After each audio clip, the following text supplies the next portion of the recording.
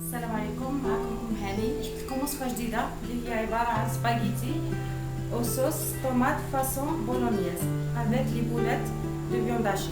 لهاد الوصفه نحتاج عندي 250 غرام سباغيتي اللي كنت سلقتها في الماء والملح وشويه زيت. درت لها الزيت باش تنحل ما تلصقليش في الطياب. من بعد اللي طيبتها وكملت طيابها درتها على الماء بارد، خويت عليها الماء بارد وبديت نحرك فيها باش ما تلصقليش وصفيتها. نحتاج زيت،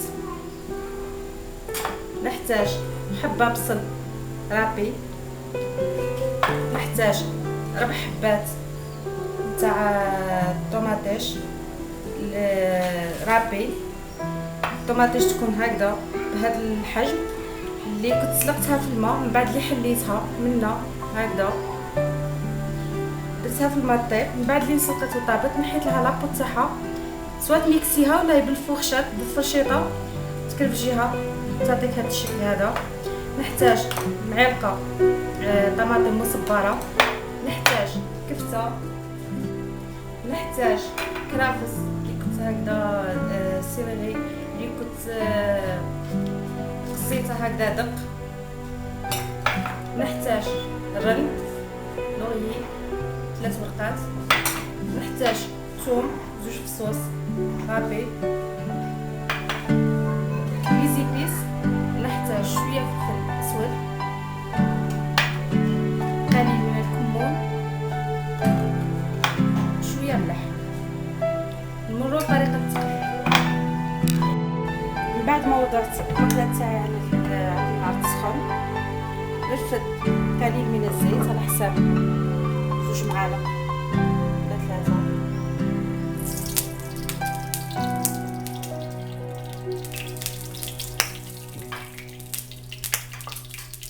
نوضع عليها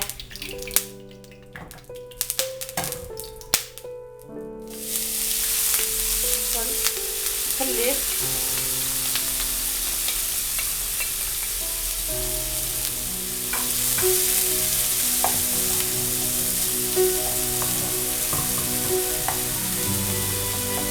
يتخلى قطع حتى ياخذ لون ذهبي. هيا البصل تاعي من بعد اللي خدا اللون الذهبي داك الوقت نضيف عليه ثوم خليه يتقلى معاه.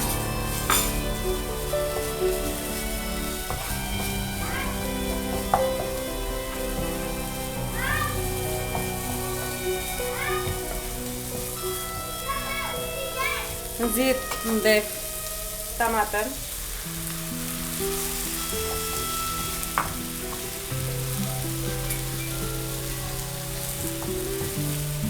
نضيف طوماطيش كونسونطري كاس عندنا مغطى كبيره،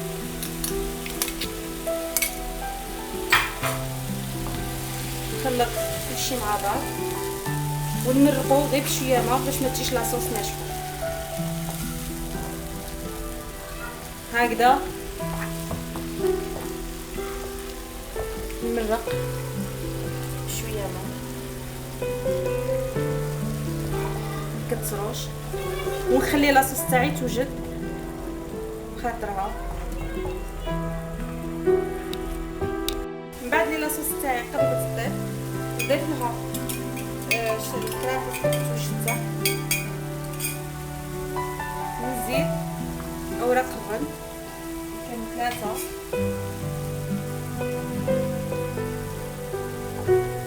نزيد نضيف الملح،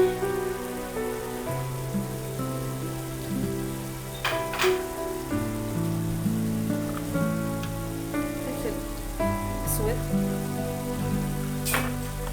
والكمون.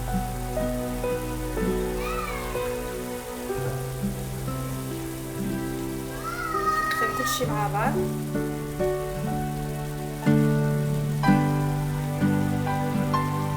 ونخليها توجد. في الاخير نضيف الكفته تاعي اللي كنت ذكرتها في المقادير ونحلوها في هذيك لاصوص ونخلوها حتى تطيب.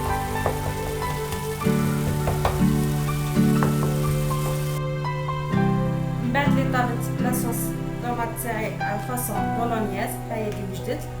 الان نقوم باش نسخنوا السباغيتي هذه. خصني نحك المقله معلقه تاع زبده ندوبها ونرمي فيها سباغيتي نحركها حتى اللي تسخن تعاود تطلق لي. هذه هاهي السباغيتي تاعي من بعد اللي كنت طيبتها، اللي كنت سخنتها بالزبده وعملت فوقها لاصوص اللي كنت وجدتها. نتمنى ان وصفه اليوم تكون عجبتكم. الى عجبتكم ما عليكم غير ديروا لي جيم وتواصلوا معايا على صفحتي في فيسبوك. كانت معكم ام هاني، الى اللقاء.